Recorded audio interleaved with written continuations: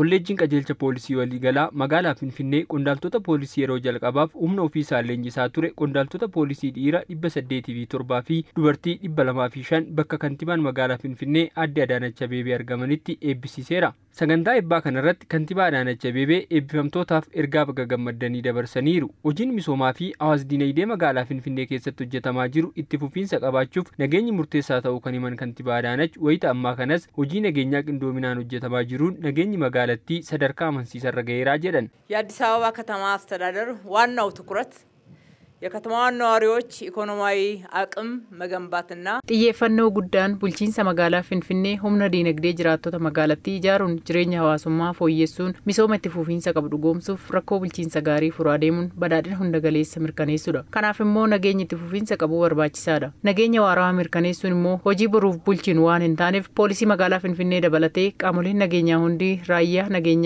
ፊ ሆገንሲ ሁንዲ ቅንዶሚናን ሆጀቹን ነገኛ መጋላቲ ሰደርካ መንሲሰራን ገውን ደንዳሜራ Miseensonni poolisii hawaasa keessaa ba'an gara laafummaa fi amanamummaan tajaajiluun dirqama gummichaa ta'uu kan kaasan kantibaa Adaanach kolleejjiin poolisii Finfinnees kaayyoo kana milkeessuu keessatti shoora olaanaa qabaachuu himan. Bulchiinsi magaalaa Finfinnees kolleejjichi baha Afrikaatti dorgomaa akka ta'uuf deeggarsa barbaachisu ni taasisaa jedhan. የፖሊስ አመራሮችና አባላት ሙያቸውን አክብረው ለህዝብ ጥቅም ቅድሚያ ሰጥተው hooggantoonni poolisootaa fi miseensonni ogummaa isaanii kabajuun faayidaa ummataaf dursa kennanii ummata kabajuun tajaajilaa waan jiraniif maqaa koo fi bulchiinsa magaalaatiin galateeffachaa darbee rakkoo naamusaa mul'atu sirreessuun barbaachisaadha. Poolisii hawaasa isaa amanamummaan tajaajilu ogummaa isaa jaalatu horachuuf kolleejjiiwwan poolisii akka kanaa barbaachisoodha. Bulchiinsi magaalichaas kolleejjii kana baha Afrikaatti dorgomaa taasisuuf deeggarsa barbaachisu kan taasisu ta'uu isiniif mirkaneessuun barbaada. Kabajamtoonni har'a eebbifamtan yeroo gara hojiitti baatan hawaasa keessan qulqullummaa fi amanamummaan akka tajaajiltan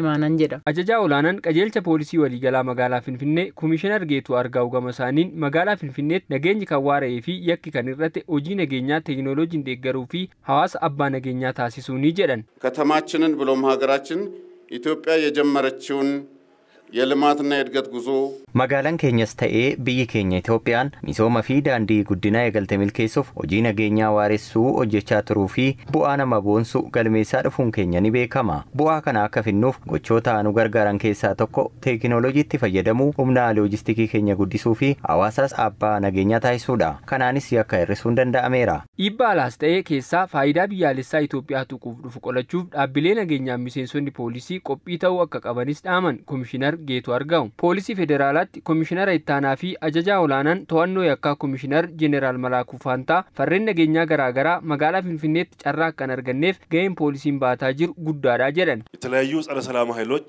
farreen nageenyaa adda addaa waliin gurmaa'uun nageenya magaalaa keenyaa haggan tasgabboofneef kan hojjetanii jiru. Garuu qaamonni kunneen magaalaa Finfinneetti carraa akka arganneef gaheen poolisiin baataa ture olaanaadha. Bara kanas hojii guddaatu nu eeggata. Magaalli keenya giddugala konfiraansii ta'aa waan dhufteef keessummaan alaas ta'ee keessaa dhufe gammadee deebi'uu qaba. Dabalataan barri kun bara filannoo waan ta'eef filannichi karaa naga qabeessa ta'een akka xumuramuuf poolisii irraa hojii guddaatu eegama. Miseensonni poolisii eebbifamanis waan leenji'anitti gargaaramuun carraa argataniin hawaasa isaanii man tajaajiluuf qophii ta'uu himaniiru. Ummata keenya kana duras yaa'u ummata keenya tajaajilaa turre amma immoo irra caalaa ummata keenya tajaajiluuf nageenya magaalaa keenya kabachisuuf jecha leenjii kana gara ji'a 9f leenjii fudhannee jirra. Ummanni keenya nagaan bahee akka galu raawwachuuf nageenya isaanii nageenya magaalaa eeguudhaaf kutannoodhaan በማንኛውም አይነት ለሀገራዊ ግዳጅ የሚሰጠን ተልዕኮ bifa kamiinuu dirqama biyyaalessaatiin ergama nutti kennamu baachuuf qophii akka taanutti leenjineerra. Waan leenjineeris carraa arganneen hawaasa keenya haqummaan tajaajiluutu nurraa eegama.